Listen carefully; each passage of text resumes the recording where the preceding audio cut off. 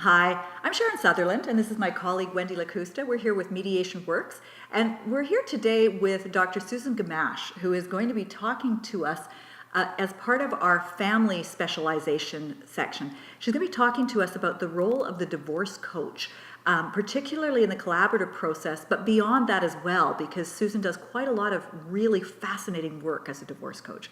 So, Susan, can we get you to tell us, maybe just start with just the role of the divorce coach? What is it? Well, the role of the divorce coach is a relatively new phenomena. It was created in the 90s in California, and it came to Vancouver in about 2000. Mm-hmm. And so since then, we've been actively working in different models with this idea of a divorce coach. So essentially, the divorce coach is a marriage family therapist or somebody who has depth in that kind of training, mm-hmm. and who is also a divorce specialist who has depth in marital transition issues for families.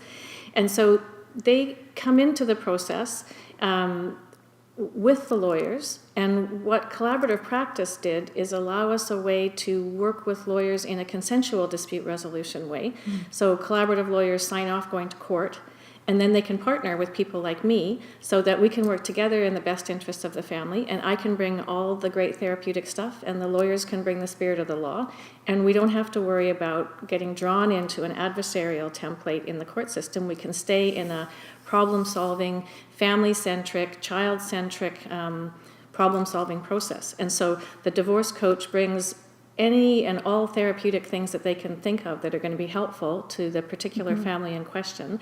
And mm-hmm. our families they vary widely. I mean, some people just need a little bit of help. Some people need a whole bunch of help. And so we are always calibrating what we bring to fit the needs mm-hmm. of the family. So that makes the role of the divorce coach. So we're actually not like a life coach. We're more a marriage family therapist who has the depth in child development, family systems, couple communication, mm-hmm. anything to do with families, importing that into the divorce transition in a useful way.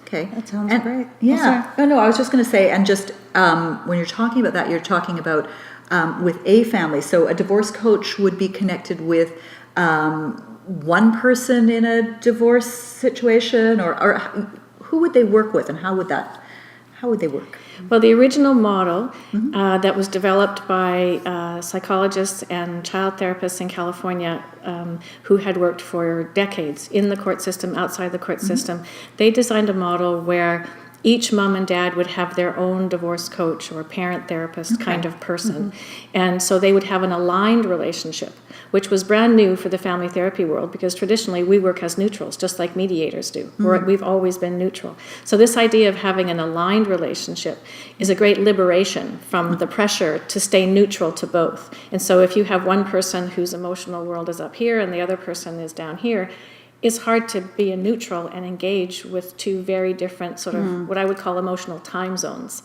So it gives us great liberty therapeutically. We share the file, so it doesn't really add costs, because if I was going to be a neutral, I would have to meet with each person separately. So this way I share the file with a colleague, they work with one person, I work with the other, and then we work as a team together. So we can have joint meetings with four of us where we can take a time out, and neither person is left behind. So if somebody goes off the deep end, we can just stop the clock for a minute, take a time out, they can get that independent therapeutic support, and then come back without having to leave anybody behind in the room. So having said that, out of Texas came a variation on that model with mm-hmm. just one neutral person. Mm-hmm. And so the neutral person works more like how we did historically, as a neutral for both parties. And in the Texas model, that neutral divorce coach goes into all of the lawyer joint meetings. So their job becomes more like a process facilitation job and less like a clinical therapeutic job. Okay. So there's a bit of debate in the community about which one is better. Right. But I don't really think that that's the best question. I think the best question is, when will each model be the best one? Like what are the circumstances, or how do we choose between those two so that we get the best process to the right people at the right time? What would those circumstances be, do you think, of choosing the right model to do? Mm-hmm. Well, one of the realities of it is that if the neutral is going to be in all the lawyer joint meetings, the lawyers have to agree to that. Right. So, Sure, yeah. so it is limited a lot by how the lawyers feel about it.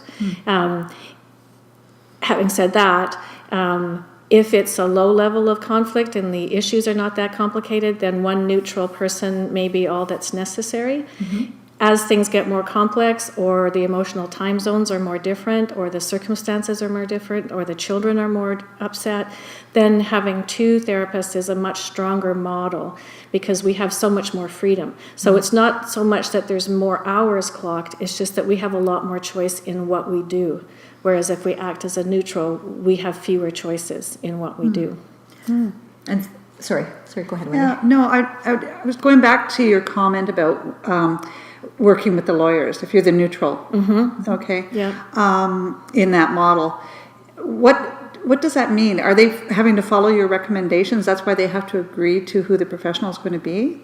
Who the divorce coach is going to be? The lawyers, yeah. Is that well, it's more that they, like in the collaborative community, what has happened over the last 15 odd years, not just in Vancouver, but the collaborative community is now 5,000 people in 24 countries. So, and that's just in the last 8 to 10 years. It's been massive growth. And so there are a lot of different types of lawyers with a lot of different types of approaches that are under that umbrella. So some lawyers really welcome the presence of a therapist in as a process facilitator. They will say, come in, help us, tell us when we're stepping out of line, tell us when we're going back into our litigation reflexes. Other lawyers say, thank you very much, I can do my own process in the room and I don't need or want somebody telling me those kinds of things in the process. So that's where the legal community has a role to play in which therapeutic models develop in any given community. That's what I was interested in, is, the different styles and the different expectations and so on, So in Vancouver, we've had lawyers who have been very welcoming of the two-coach model. And so when they have clients in the room who are spinning their wheels, they will say to them, this is not helpful for you to be paying us for this conversation. Go and have that conversation with the coaches. And I think the attitude is, let's try to reduce this conflict rather than manage it in a legal forum. Let's tackle it so that you can have, and then so part of the role of coach is really two processes at the same time. One is to try to improve the relationship between the two parties so that they can co-parent well for the future of the children and for themselves. Because when these relationships are horrible, they eat up so much time and energy, and it's really a tragedy, I think. So we have that tack, and also to build the parenting plan. And so as we're working with the conflict, we're also working on the tasks. So it's kind of like a right foot, left foot process right through the middle of what they have to accomplish. And so by the end of the process, we want them to have the best possible co-parenting relationship, a developmentally appropriate and functional parenting plan that fits with their lives and their kids. And then we can be available, as we say, in perpetuity. When life throws them a curveball, or the kids outgrow that particular arrangement, or there's unresolvable conflict, they can boot us back up again as a conflict resolution mechanism, and they already know us, and we've already got our team attachment our team process going. So it's a very good idea.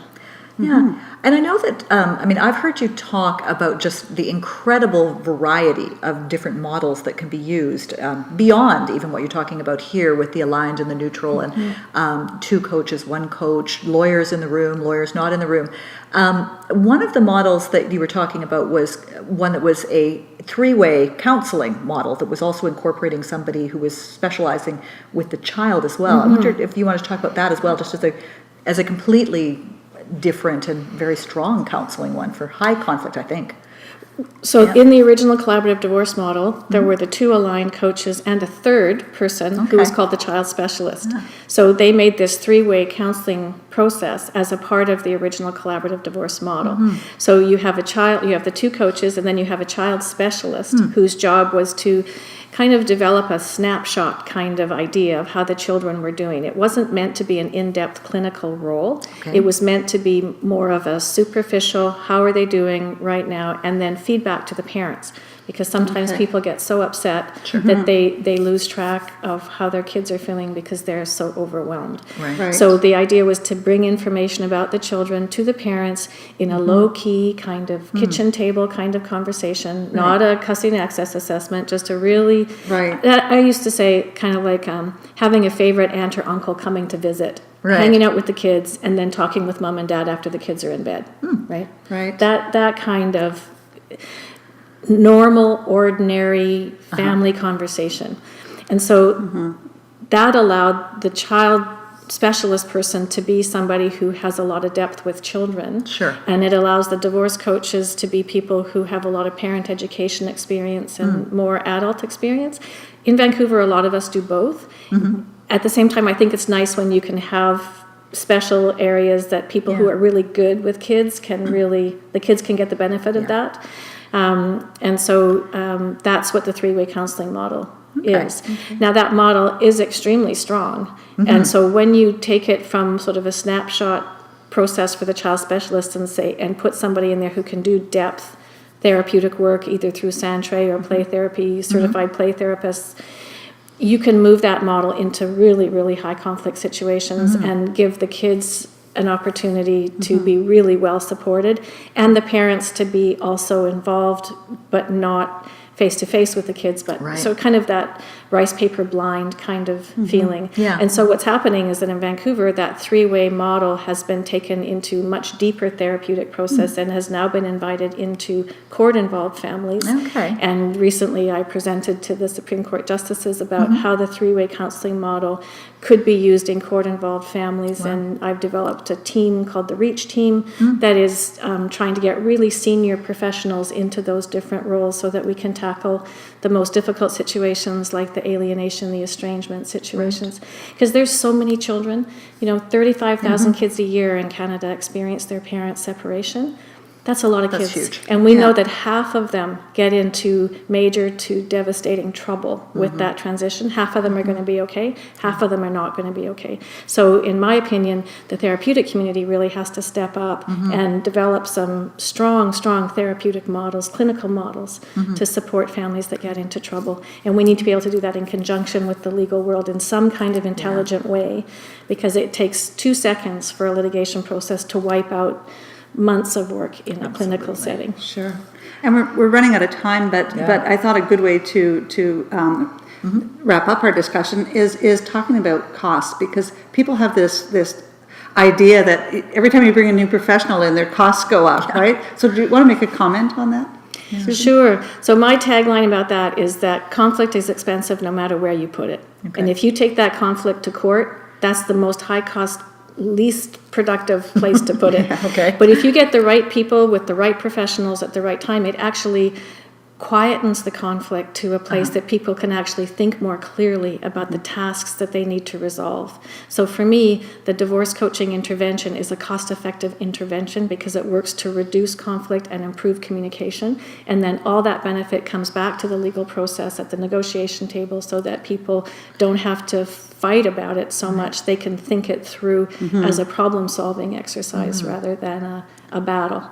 Yeah, so you're not having years of litigation. You're instead have kind of a front end loaded. Exactly. Let's get the therapeutic model in place here. Let's get all of the work done to reduce conflict so that we don't have this extended period of battle in the courts. Exactly. And all the damage that's done if you go forward. Yeah, because it's really hard. Some of that damage can't be undone. No.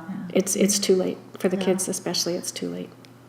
Well, Susan, thank you so much for coming in and chatting with us about this. Obviously, there's a huge amount we could talk about with divorce specialists and the roles of the divorce coaches, but it's fantastic to just have this little taste. Well, thanks very much for inviting me, and I've given you lots of materials that people can read about this if they'd like to read more, and people can certainly get in touch with me if they want to read more about it. Fantastic. Great, Thanks so much. Thank you.